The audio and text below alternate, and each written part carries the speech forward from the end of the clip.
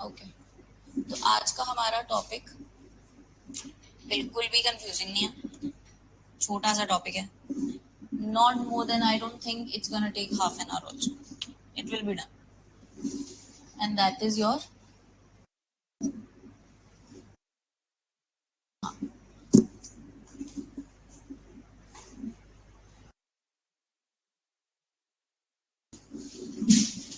ये ਤੁਹਾਡਾ public interest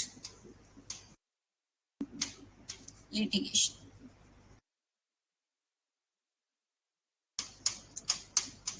public माने जनता, इंटरेस्ट माने उनका हित, लिटिगेशन माने प्रोसीडिंग्स.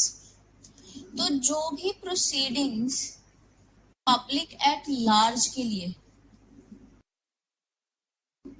कंटेस्ट की जाती हैं उसको हम क्या बोलते हैं? Public interest litigation. ठीक है, अब I think this draft would be more than sufficient to you. इसमें जोन से, बिकॉज हमारे पास कोई भी स्पेसिफिकली वो नहीं है, जैसे रिट पिटिशंस के आर्टिकल्स है ना. अच्छा, सबसे पहले रिट पिटिशंस क्या होती हैं, पहले मुझे ये बताओ, रिट्स क्या होती है? नहीं पता है तो यू कैन से ऐसा क्या होगा, मैं बता दूंगी. इससे 5 टाइप्स की होती है. कौन सी है? Habeas corpus, quo warrant, certiorari, prohibition. Quo warrant is by what authority, है ना. Habeas corpus produce the body. Prohibition when we have to prohibit somebody from doing something. और सर्चरारी क्या होता है?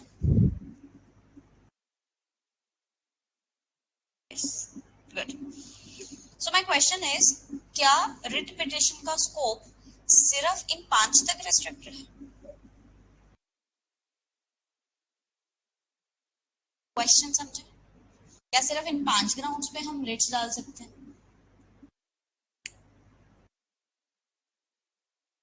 आर्टिकल 32 में लिखी हुई है कोई? 226 में कोई लिस्ट नहीं है. उन्होंने सिर्फ इतना बोला है कि किसी भी इंसान के आपके फंडामेंटल राइट्स ब्रीच हुए हैं, come to us via writ petitions. आप हाई कोर्ट में WP देखते होगे. अभी CWP सिविल रिट पिटिशन और क्रिमिनल रिट पिटिशन ऐसा कुछ होता है ना. ओके, अब पब्लिक इंटरेस्ट लिटिगेशन देखते हैं क्या है. अब ये पहला तो आपका क्वेश्चन बनता है, उठाया कहां से गया? वाई वी नीडेड दिस हमारे पास, क्योंकि इसका कोई प्रोविजन नहीं है सच. जैसे आपको मैंने बताया था कि हमारे पास क्या है, इररिट्रीवेबल ब्रेकडाउन ऑफ मैरिज का कोई भी प्रोविजन नहीं है. वो तो एक कॉन्सेप्ट डेवलप किया गया है over the time through the precedents. तो पब्लिक इंटरेस्ट लिटिगेशन भी कुछ ऐसा सही है. तो पब्लिक इंटरेस्ट लिटिगेशन उठाया गया है किससे? अमेरिकन जूरिस्प्रूडेंस से. ये आपका एक क्वेश्चन बनता है, जो किसके लिए डिजाइन किया गया था ओरिजिनली, जब ओरिजिनेट हुआ था किसके लिए डिजाइन किया गया था? To represent the unrepresentative people of the society in general, जो अपने लिए खुद के लिए आवाज नहीं उठा सकते. गरीब हो गए, माइनॉरिटीज में हैं जो वो हो गए, unorganised consumers, citizens who were passionate about environmental issues. MC Mehta सबसे बड़ा एग्जांपल है. और इसकी तो लैंडमार्क जो इसने PIL डाली थी, वो डाली थी भोपाल गैस ट्रेजेडी में. क्या थी भोपाल गैस ट्रेजेडी?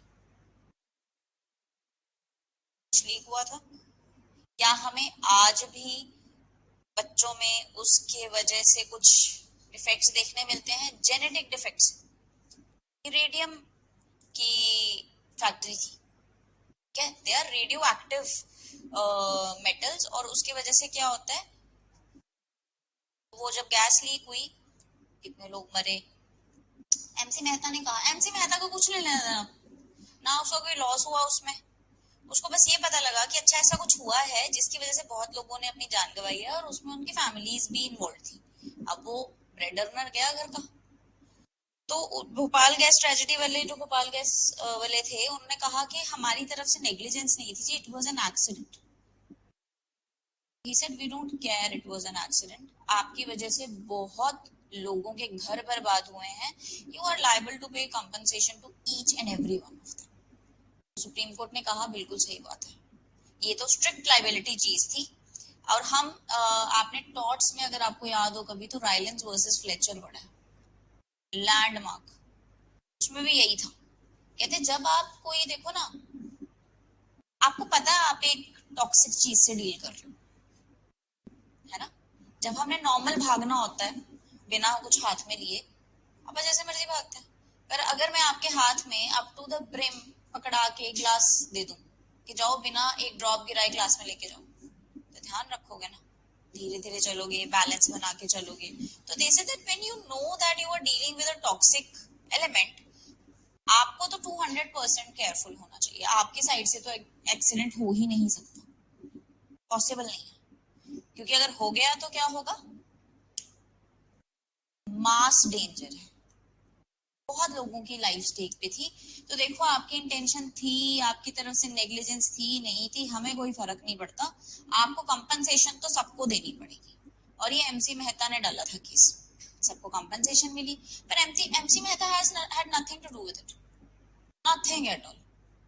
फिर उन्होंने कहा सर गंगा इतनी गंदी हो रही है, हम गंगा माता को पूजते हैं। उन्होंने पूरी हिस्ट्री डिस्कस की कि हमारे सनातन धर्म में कहाँ से उनका ओरिजिन माना गया है।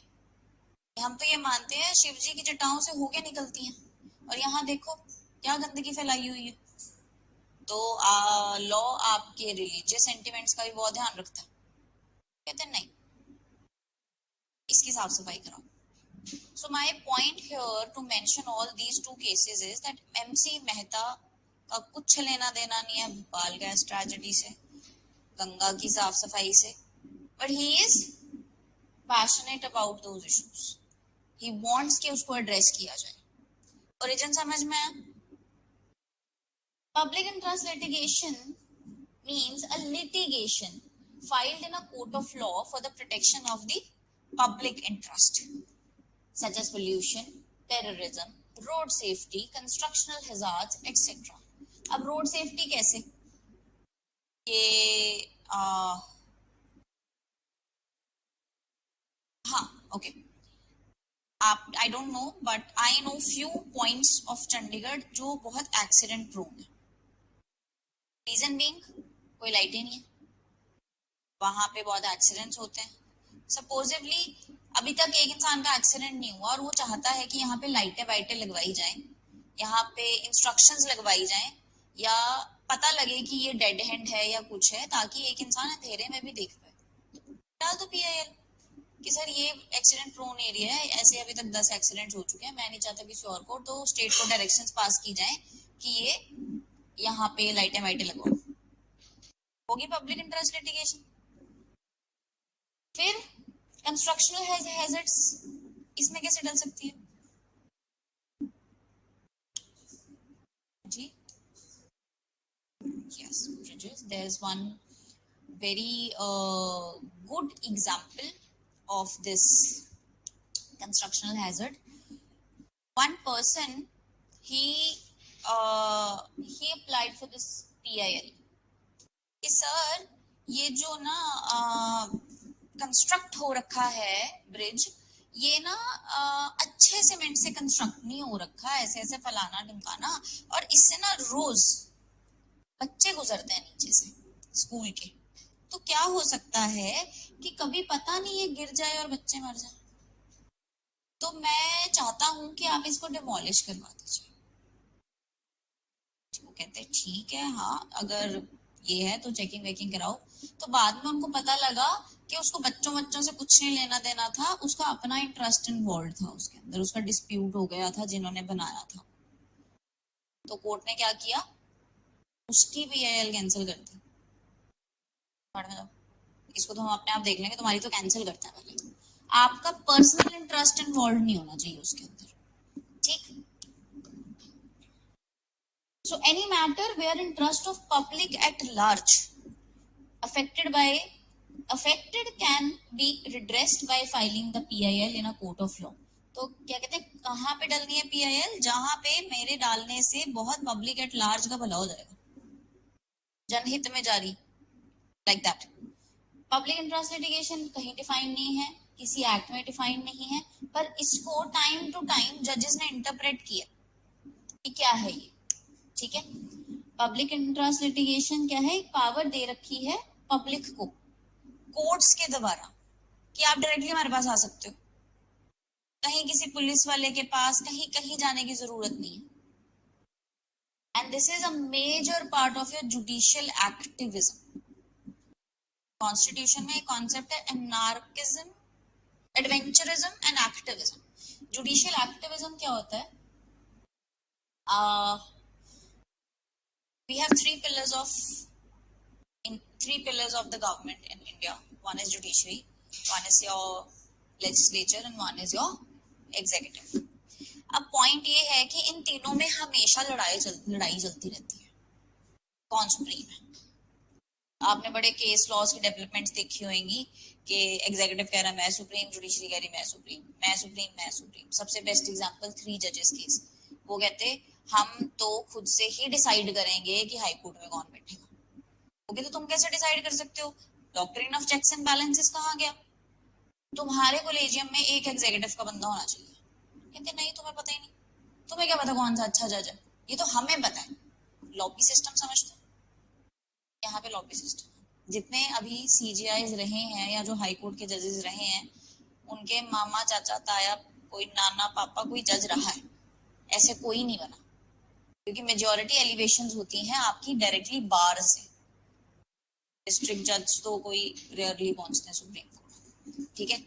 So point is they said that कि ये जो आप जुडिशियल एक्टिविज्म के नाम पे अपनी मन मर्जी करते हो ना, कि खुद मुंह उठा के किसी पे भी सुओ मोटो डाल दिया, ये गलत है। ये तो आप जुडिशियल एडवेंचरिज्म कर रहे हो।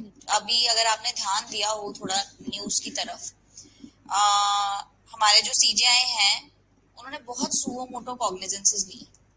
ये जो कोलकाता रेप केस हुआ था, किसी ने फाइल थोड़ी किया था, उन्होंने तो खुद से ले ली। क्या हो, जरा एक्सप्लेन करो ये क्या कर रहे हो तुम, एम आई राइट। मैरिटल रेप के ऊपर किसी ने कुछ नहीं डाला है, वो कहते हैं हम डिस्कस करना चाहते हैं, ये बहुत मेजर कंसर्न है जो कि सैडली हमारे सीजीआई नहीं डिस्कस कर पाएंगे, because is retiring on 11th और 12th नवंबर, ठीक है। तो judicial activism means a constant involvement of judiciary into the society to check कि यार क्या सब कुछ सही चल रहा है कि नहीं चल रहा है। अगर एग्जीक्यूटिव कुछ गलत काम करती है या पार्लियामेंट कुछ गलत काम करती है तो हम उसको चेक करेंगे। आपने कोई ऐसा लॉ बना दिया, बेस्ट एग्जांपल टाडा और कोटा, सिर्फ शक के बेसिस पे आप बंदा उठा सकते थे अंदर, जब मर्जी तक रख सकते थे। कॉन्स्टिट्यूशनल नहीं कि वो क्या है, is the guardian of our fundamental rights. Supreme court हमारे फंडामेंटल राइट्स का गार्डियन है, तो अगर उनकी नजरों के सामने ही लग रहा है उनको कि अच्छा गलत हो रहा है, तो वो किसी की वेट नहीं करते हैं कि कोई आए फाइल डाल, कोई फाइल करे तो हम देखें, अदरवाइज वो खुद ही कर देते हैं। तो इस जुडिशियल एक्टिविज्म को यूज करके इन्होंने एक पावर दी है नॉर्मल पब्लिक को कि तुम्हें कहीं किसी के पास जाने की जरूरत नहीं है। तुम्हें लग रहा है कि सोसाइटी में ऐसी कोई प्रॉब्लम है जो पब्लिक एट लार्ज को अफेक्ट करती है, तो आ जाओ हमारे पास, हम अपने आप देख लेंगे, राइट। हाउ एवर, पर पर्सन को साबित क्या करना है, जो कोर्ट में गया है कि पिटीशन जो है वो पब्लिक इंटरेस्ट के लिए डाली गई है और वो फ्रिवलेस नेचर की नहीं है। कभी आपने कोई स्टूपिड सी पीआईएल सुनी हो, बहुत आता लाइव लॉ में, supreme court rejected the PIL with a heavy cost.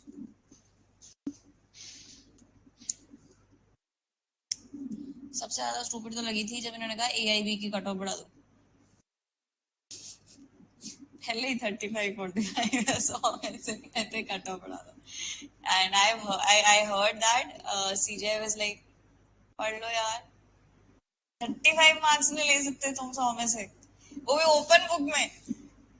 So that's okay. He was like, that's quite embarrassing and this is not maintainable. ठीक है. और दूसरी चीज जो मुझे सुनने में आई थी, मुझे नहीं पता हाउ ट्रू इज दिस और नॉट, पंजाब का भी जो पेपर हुआ है, पंजाब को हरियाणा हुआ है लास्ट, हरियाणा हुआ ना, जिसमें 5 ऑप्शन थे और नॉट अटेम्प्टेड मार्क करना था, और अगर आप 13 नॉट अटेम्प्टेड छोड़ आते हो तो आप डिस्क्वालिफाइड हो पेपर से, चाहे आपके सारे आंसर सही हैं. So you have to mark the non attempted, क्योंकि उसकी कुछ सेटिंग उन्होंने चेंज की थी मशीन की, जो आपके पेपर्स चेक करती है. Some of the students they were planning, or I don't know, they did it, कि हम तो रिट डालना चाहते हैं. मैं क्यों डालनी है, कहते यार आदत ही नहीं है.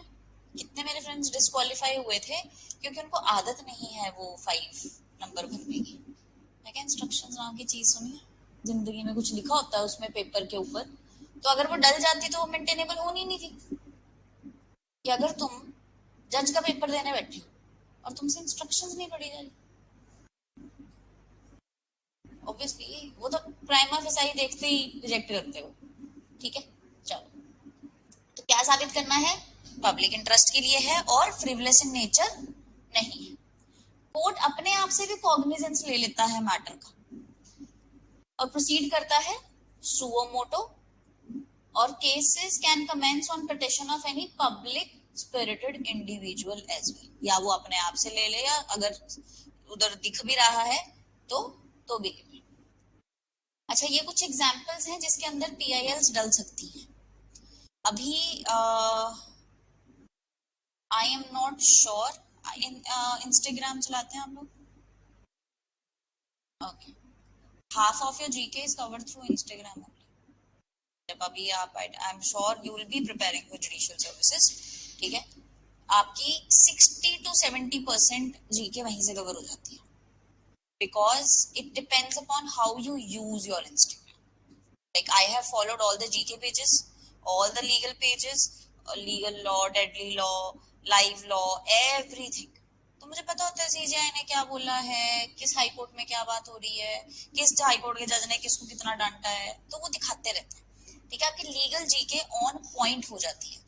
Recently I read an article, 10 landmark judgments by our CJI DY Chandrachud. 10, क्योंकि वो उनके रिटायरमेंट के उस पर रखा उन्होंने, तो आपकी लीगल जीके कैसे इंक्रीज नहीं होगी. तो फूड अडल्ट्रेशन की बात करते हैं. जोमैटो पे एलिगेशंस लगी हैं कि वो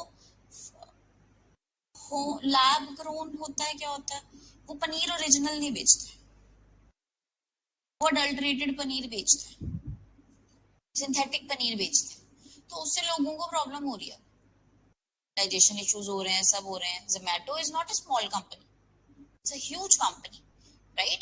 तो आप क्या कर रहे हो ना, आप जो खाना बना रहे हो वो अच्छा नहीं बना रहे हो, अडल्टरेटेड फूड यूज कर रहे हो.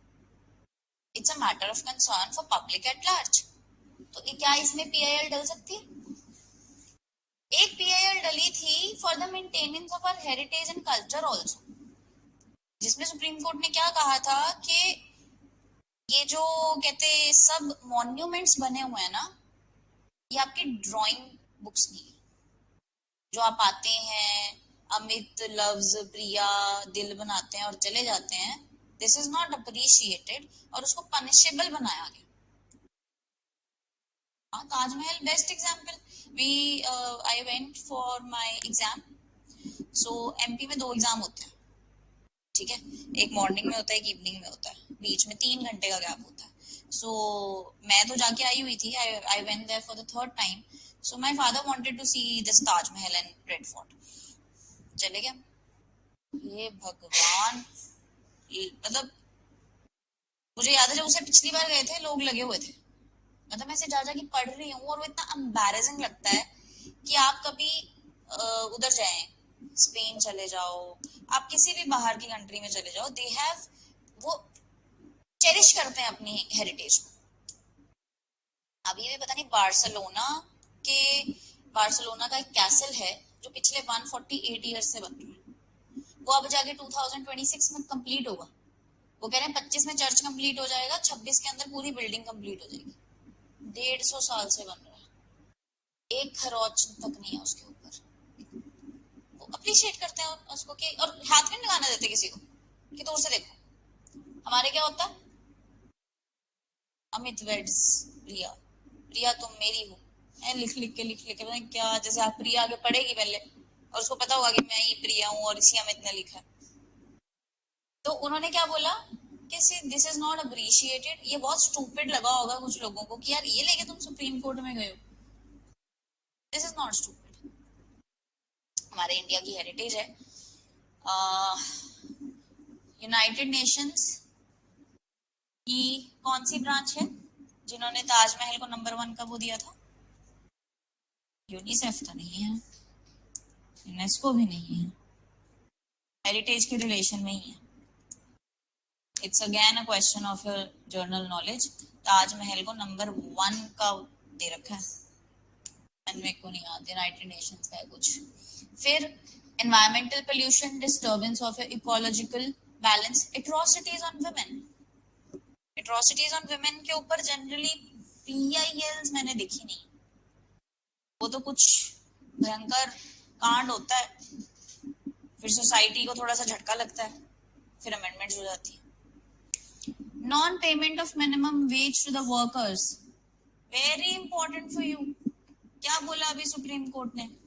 स्टाइपेंड दो, रूरल एरियाज में 15,000, नॉन रूरल एरियाज में 20,000। कोई भी सीनियर लॉयर जूनियर हायर नहीं करेगा without the minimum ways of this.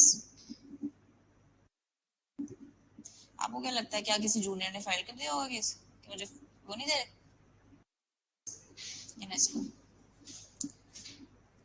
What do you think? How do I know these PILs? How do I know these cases? GK तो आप कहीं बैठ के नहीं पढ़ सकते ना, दिस इज तो समथिंग यू नो। सो अभी I would suggest, her teacher आपको ये बोलेगा कि फोन ना चलाओ, मैं कहती हूँ चलाओ। रात को सोने से पहले स्क्रॉल मारो अपना सारा GK. I kid you not, judiciary के लिए तैयार नहीं करनी पड़ेगी। That's my guarantee, because judiciary में भी जो क्वेश्चंस आते हैं आपके, वो बहुत रैंडम जीके से पूछे होते हैं। अगर पूछे होते हैं तो लीगल जीके तो ऑब्वियसली मेरी रिस्पॉन्सिबिलिटी है, नॉर्मल जीके आपकी, ठीक है। तो ये नॉन पेमेंट और मिनिमम वेज तो बड़ा ज्यादा इंपॉर्टेंट है, अभी डायरेक्शंस पास किए हैं सुप्रीम कोर्ट ने। Neglected children, bonded labour matters, तो ये सारे कुछ एग्जाम्पल्स हैं जिसके ऊपर PIL अपना डल सकता है। अब ये कहते हैं जी शुरू कहां से हुआ PIL का कॉन्सेप्ट, कहीं लिखा तो हुआ नहीं। तो सबसे पहले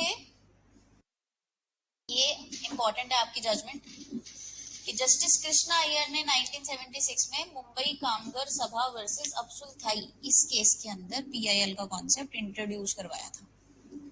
और फर्स्ट केस था हुसैनरा खातून वर्सेस स्टेट ऑफ बिहार। इसमें अंडर ट्रायल प्रिजनर्स की बात की गई थी। अंडर ट्रायल प्रिजनर्स क्या होते हैं? जिनको कन्विक्ट नहीं किया गया है अभी तक, सिर्फ उनके ऊपर ट्रायल चल रहा है और उसको इस उस पे कि यार ये बाहर जाके कुछ गड़बड़ करेगा सर, एविडेंस से छेड़छाड़ करेगा, फलाना ढिमकाना, जो हमने वो 5 चीजें पढ़ी थी, उसको आपने अंदर रखा हुआ। That's entirely different. इसमें उन्होंने बोला कि सर इनह्यूमन है, हम क्यों रख रहे हैं इनको अंदर, इतने सालों सालों से अंदर है ये। अगर 10 साल सजा है तो 6 साल से तो वो अंदर ही है, क्योंकि 6 साल से ट्रायल चल रहा है। तो जो इंसान अभी तक कन्विक्ट हुआ ही नहीं, इस प्रोटेक्ट में अंदर है। और इस जजमेंट के रिलेशन में 40,000 अंडर ट्रायल प्रिजनर्स को रिहा किया गया था, ठीक है। और फिर और क्या चीज इसने इमर्ज की? अच्छा देखो, justice delayed is justice denied, एक ये प्रिंसिपल है।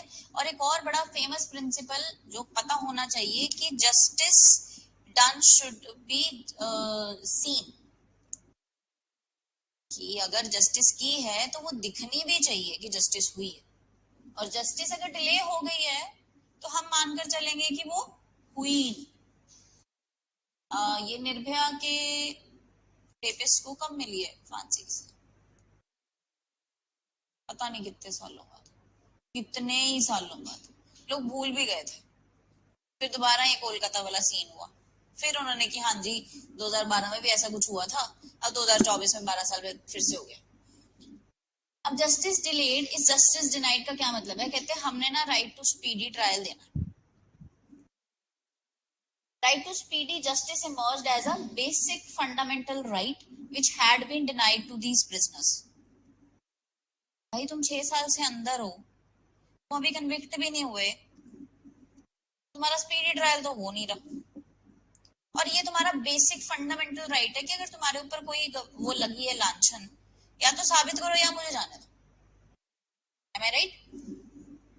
The same set pattern was adopted in other different cases. ये तो मैंने आपको उसके लिए रखा है कि आपके ध्यान रहे कि अंडर ट्रायल प्रिजनर्स को किस प्रिंसिपल के ऊपर छोड़ा। Justice delayed is justice denied. फिर पीएन भगवती ने in case of SP Gupta versus union of India एक नया एरा शुरू किया पीआईएल का, एंटायरली न्यू। उसमें क्या बोला? कहते हैं इस केस में क्या बोला उन्होंने? एनी मेंबर ऑफ पब्लिक और social action group acting, these are NGOs, right? NGOs, Vishakha वाला case versus union of India, जहां से आपका पॉश एक्ट आया है, prevention of sexual harassment at work place. Will get to that. Social action groups क्या हैं आपके? NGOs. Acting bona fide can invoke writ jurisdiction. ठीक है, रिट जूरिसडिक्शन से आप कहते चाहे हाई कोर्ट आओ, चाहे आप सुप्रीम कोर्ट जाओ, अगर कोई भी आपका ऐसा मैटर है जो पब्लिक या पब्लिक के पास है और सोशल एक्शन ग्रुप के पास है, कोई पब्लिक इंटरेस्ट का मैटर है ना, आप आ जाओ। हमें okay, prevention of sexual harassment at work place का एक्ट पता है? हिस्ट्री पता है? नहीं। जिस लेडी का रेप हुआ था, she was an NGO worker I guess. ठीक है, तो वो क्या कहते हैं, चाइल्ड मैरिज रुकवाती है, बच्चे की शादी मत करो, छोटे हैं। तो वो होती है लोअर कास्ट की, जिसकी शादी उसने रुकवाई होती है वो होते हैं अपर कास्ट की। अब वो रुकवा तो नहीं पाती, पर वो खलल जरूर डाल देती शादी में। तो अब क्या होता है ना, उनको चढ़ता गुस्सा कि अच्छा कि हमारी शादी खराब की आके। So what they do is they commit a gang rape on her. ठीक है, तो उसको बहुत ह्यूमिलिएट करते हैं। उसको जब वो पुलिस के पास भी जाती है तो उसको कहते हैं कि अपना ये घाघरा उठा के चल, घाघरा उठा के दिखा, ऐसे ऐसे कुछ बहुत डिमीनिंग बातें बोलते हैं। तो अब जो विशाखा है बंदी, वो एनजीओ की बंदी है। ठीक है, वो डालती है केस कि sir she was at her work place. औरतों को तो पहले ही काम नहीं करने दिया जाता, और जो करने जाती हैं तो उनको रोका जाता है कि तुम्हारे साथ ये सब हो सकता है। और इस केस ने तो ये बेस्ट एग्जांपल सेट ही कर दिया होगा। विशाखा का कुछ लेना देना नहीं था। Vishakha was not the one who was raped. और हम क्या पढ़ते हैं, Vishakha versus union of India. ठीक, तो आप क्या कर सकते हो, रिट जुरिस्डिक्शन एक्सरसाइज कर सकते हो 32 से या 226 से, कि देखो sir, seeking redressal against the violation of the legal and constitutional rights of person who due to any social or economic or any other disability cannot approach the court. She came from a very small poor family, वो तो आ ही नहीं सकती थी court, और मुझे लगता ही नहीं कि मुझे बताना पड़ेगा कि सुप्रीम कोर्ट में लिटिगेशन करनी हो तो क्या कॉस्ट है।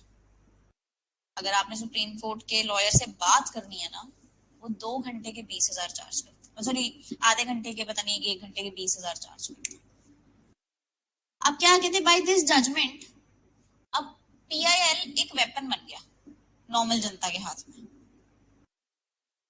Enforcement of the public duties, जहां पे एग्जीक्यूटिव एक्शन और misdeed resulted into the public injury.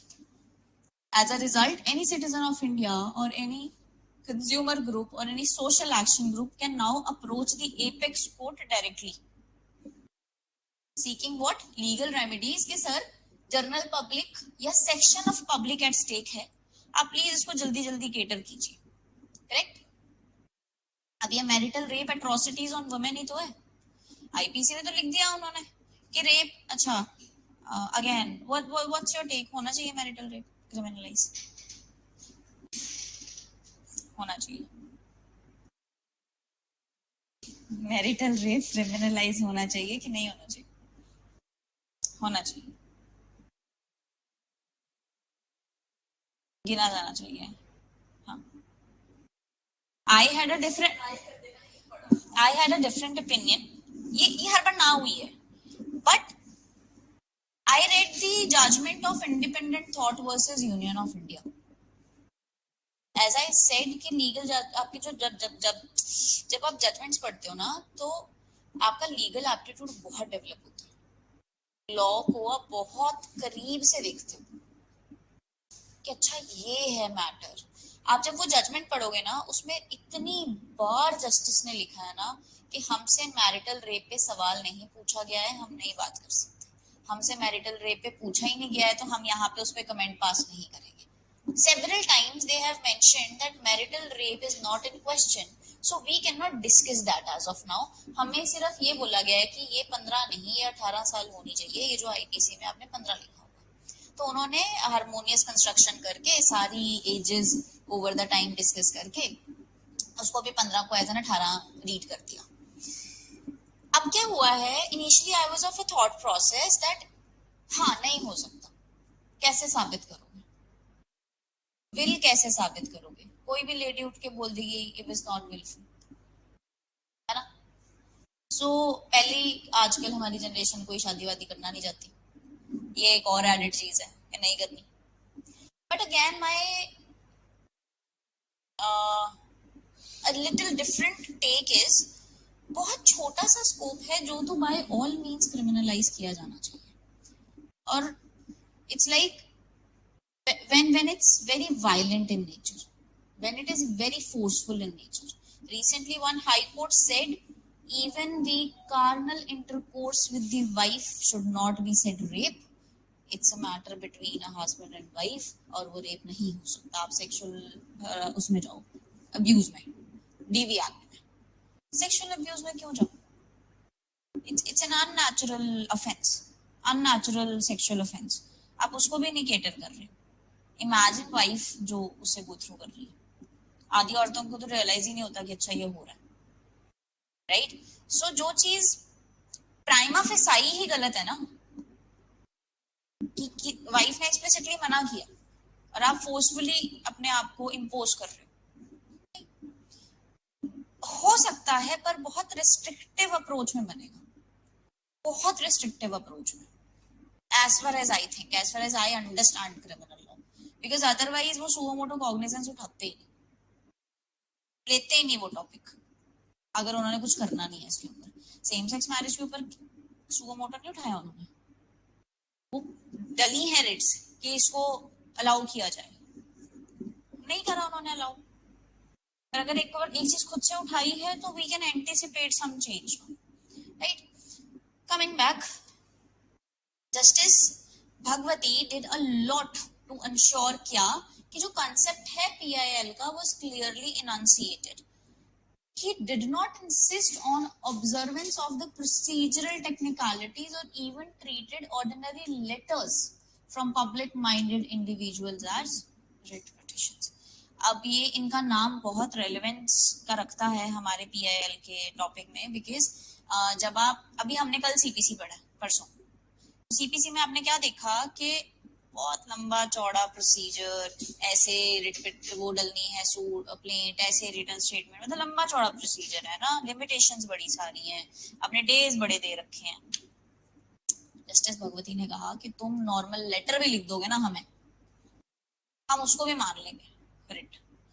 और एक केस में वन पर्सन वाज किडनैप्ड, उसके पास अंदर पत्ता था, पत्ते पे उसने कोयले से कुछ लिखा है कि प्लीज मुझे बचा लो, मैं यहाँ हूँ। उसने ऐसे बाहर फेंक दिया वो पत्ता, किसी को मिला होगा, उसने जाके पकड़ाया कोर्ट में कि ये मिला मेरे को, देखो। वो जब पहुंचते पहुंचते जब जज के पास पहुंची चीज, उन्होंने उस पत्ते को ही रिट पिटिशन कंसिडर किया और हेबियस कॉर्पस की रिट इशू की। देयर वाज नो टेक्निकलिटीज कि ऐसे आओ, लॉयर हायर करो, फलाना ढिमकाना, कोर्ट फीस, पता नहीं क्या क्या। कहते ये ऐसी चीज है कि पब्लिक इंटरेस्ट के लिए है, पब्लिक इंटरेस्ट एट लार्ज है, तो हम कोई टेक्निकलिटीज डाल लेंगे ही नहीं, नॉर्मल लेटर भी हम ट्रीट कर लेंगे। ठीक है। अच्छा, पीआईएल इसके खिलाफ डलती है और कौन डाल सकता है? 32 to 26 अपने को पता लग गया रिट पिटिशन में जाता है। नाउ दिस 152 ऑफ भारतीय न्याय संहिता, इसको हम कहते हैं कंडीशनल ऑर्डर्स। ये आपके सीआरपीसी में 133 में था पहले। ठीक है। अब ये क्या कहता था कि देखो, एग्जीक्यूटिव मजिस्ट्रेट को कोई भी एक क्रेडिबल इंफॉर्मेशन आई है कि कुछ गड़बड़ हो रही है या कुछ सोसाइटी में खराब होने वाला है और ये बंदा इन्वॉल्व है, तो वो उसको भेजेगा ऑर्डर्स कि आजा मेरे को जरा बता कि मैं तेरे खिलाफ प्रोसीडिंग शुरू क्यों ना करूं। तब कोई एक्शन ले सकता है ना executive magistrate. So these are the conditional orders, right. However the court must be satisfied with what? Basic needs क्या है पीआईएल की? हमने कहा कोई टेक्निकलिटीज नहीं है, पर कुछ तो जरूरत होगी। वो जरूरत क्या है?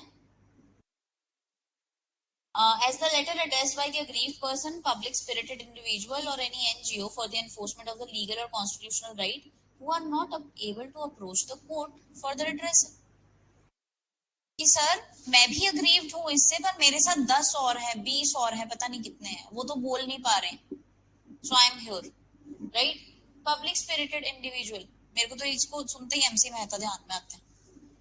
जितने आप अभी कल एनवायरमेंटल लॉ पढ़ोगे उसमें 90% of cases are by MC Mehta, right. फिर पब्लिक इंटरेस्ट कहते हैं स्टेट और सेंट्रल गवर्नमेंट, म्युनिसिपल अथॉरिटी किसी के भी खिलाफ हो सकती है, पर प्राइवेट के खिलाफ नहीं हो सकती। क्यों?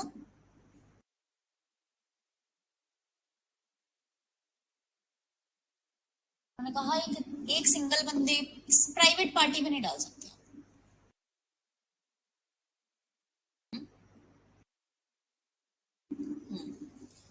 अब डेफिनेशन कौन सी होगी स्टेट की? जो आर्टिकल 12 में दे रखी है। कहते हैं आर्टिकल 12 इंडिया के जिस जिस पार्ट को स्टेट की स्टेटस देता है, कैटेगरी में डालता है, उसको हम सबको स्टेट मानकर चलेंगे। अब सिग्निफिकेंस क्या है पीआईएल की? कॉमन पीपल को एक्सेस देना कोर्ट्स का कि आ जाओ, कोई प्रॉब्लम है तो हम बैठे हैं आपकी बात सुनने के लिए। पीआईएल इंपॉर्टेंट इंस्ट्रूमेंट है सोशल चेंज का और for maintaining of the rule of law and accelerating, accelerating होता है स्पीड अप करना, balance between law and justice. Original purpose क्या था जी? पुअर और मार्जिनलाइज लोगों को थोड़ा सा ऊपर लेवल पे लेके आना कि तुम नहीं आ सकते, तुम्हारे उस पर कोई आ सकता है। अदरवाइज क्या बोलते हैं भाई, जिसको प्रॉब्लम है वो आओ, है ना। फिर it democratizes the access of justice to all and any citizen or organization is capable to file a petition। तो ये अपने कुछ सिंपल सिंपल से हैं, पर प्रॉब्लम क्या है देखो पीआईएल में, जब क्रिटिकल एनालिसिस होता है ना तो डिटेल में होता है। कहते हैं आपने बोला कि अच्छा, क्वेश्चन क्वेश्चन फॉर यू, आपने ह्यूमंस के वेंजिंग देखी? जो लोग गटर में अंदर घुस के साफ सफाई करते हैं, do you think it's human? Do you think it's justified? Do you think it is okay to violate somebody to that level कि तुम्हें अपने आप को गटर में उतारना पड़ रहा है? आप अपने घर का वॉशरूम भी नहीं साफ कर पाते। मतलब मैं लिटरली वॉशरूम की बात कर रही हूँ, सीट की तो बात ही नहीं कर रही हूँ, नहीं करते, including me, I can do that. You think it's human? But अगर मैं आपको एक थोड़ा सा अलग पर्सपेक्टिव दूं, एक इंसान है, उसने अपनी जिंदगी में कोई पढ़ाई लिखाई नहीं की, कुछ नहीं किया, उसको वो सिर्फ बात करना जानता है, उसको अपना शरीर चलाना आता है, बस। और कौन सी जॉब अवेलेबल है? बेगिंग तो कर नहीं सकते, अलाउड नहीं। Sorry,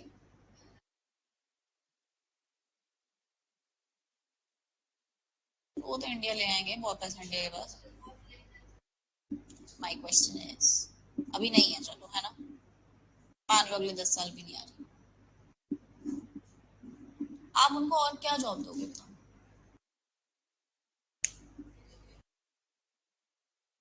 getting my point? ये बैलेंस है, उनको कुछ नहीं आता। और तो क्या अगर हम ये भी मना कर दें, oh god this is against your human dignity, वो कहेंगे यार भाड़ में की डिग्निटी, पेट भरने के लिए पैसे चाहिए, हमें करने दो जो कर रहे हैं। नहीं, दोनों चीजें बैलेंस होती है। यही चीज इन्होंने यहाँ कही, कहते देखो पीआईएल में तुमने कह तो दिया खाली कर दो, बंद करो ये अपनी factory, what about the people who were working in it? वो पर डे वेज कमा रहे थे जिससे उनका घर चल रहा था, उस पोल्यूशन फैक्ट्री की बंद होने की वजह से आपने क्या किया? सबके पेट पे लात मार दी। इट्स जस्ट अ पर्सपेक्टिव, ठीक है, हर पहलू के, हर हर सिक्के के दो पहलू होते हैं, अच्छे हैं तो बुरे भी होंगे। दूसरा, कहते कोर्ट्स के पास पहले कम काम है, अभी एक और पीआईएल डली है कि 1 साल के अंदर सारे पेंडिंग केसेस वो करो। कहते भाई जो हम एक दिन में कर रहे हैं ना वो 1 साल में होता है, और तुम कह रहे हो 1 साल के सारे जितने पेंडिंग है वो कर दें। वेरी मच, मेरे को बड़ा बहुत अच्छा लगा उन्होंने बोला कि very much desirable but not achievable, we are already doing at a great pace.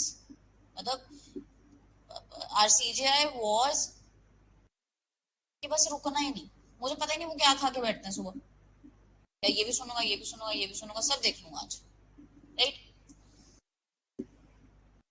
Cases of judicial overreach by the judiciary in process of solving social, economic and environmental problems can take place through PILs. कहते society को cater करना किसका काम है? Judiciary का कब काम आता है भाई? जब प्रॉब्लम अराइज हो चुकी है, उसका एक प्रोसेस है, आप क्या कर रहे हो? ओवर बर्डन कर रहे हो, उनके पास पहले ही बहुत सारा काम है। फिर क्या आ गया? PIL matters concerning the exploited and disadvantaged group are pending for many years. जो आप कह रहे हो ना कि पीआईएल हमने किसके लिए बनाई है जी, हमने तो पुअर लोगों के लिए और जो लोग नहीं आ सकते, कहते वो तो ऑलरेडी पेंडिंग है सर, ये तो और आपने बढ़ा दी चीज। Inordinate delays of the disposal of PIL cases, तो पीआईएल थोड़ी ऐसे भी आज डाल ली और होगी डिस्पोज ऑफ, तो इससे हमारी एकेडमिक वैल्यू लेस हो रही है। अब सुप्रीम कोर्ट में इसने क्या बोला, कहते मान लो मैंने आपसे कहा था कि आप प्राइवेट पार्टी के खिलाफ डल सकता है, अगर प्राइवेट पार्टी के खिलाफ डला केस या प्राइवेट पर्सन ने डाला हुआ केस इस नेचर का है which is involving the public interest, फिर हम केटर कर सकते हैं, but as a general rule नहीं। MC Mehta versus union of India, PIL जो लाई गई थी गंगा वाटर पोल्यूशन के खिलाफ, ये मैं आपको बता चुकी हूँ, विशाखा वाला भी मैंने आपको बता दिया, which bought the sexual harassment, prevention of sexual harassment at workplace. A factor responsible for the growth of PIL is what? The character of the Indian Constitution. Indian constitution में हमारे पास क्या है? पार्ट 3 में फंडामेंटल राइट्स हैं, part 4 में DPSPs है। It provides a framework for regulating the relation between state and its citizens. कोई नहीं, बस 5 मिनट हो,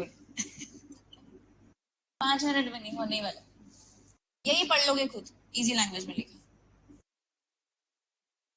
तो इसमें याद देखो क्या करना है, ये पढ़ लेना, not not a difficult thing. Case laws के नाम अपने किस केस से आया था, जजेस कौन से इन्वॉल्व थे, और तीसरी चीज कौन से प्रोविजन के अंदर आप इसको केटर कर सकते हो। आर्टिकल 32, आर्टिकल 226 एंड 154 या 7 था, 152 ऑफ बीएनएस, जो कि कंडीशनल ऑर्डर्स के नाम से जाना जाता है। ठीक है, पीआईएल में और आपका कुछ भी करने वाला नहीं है, आपके केस लॉस पूछे गए। ठीक है, so that's all for your public interest litigation. And as I promise मैंने लगा था आधा पौना घंटा लगेगा और उतना ही लगा। ठीक है जी, चलो।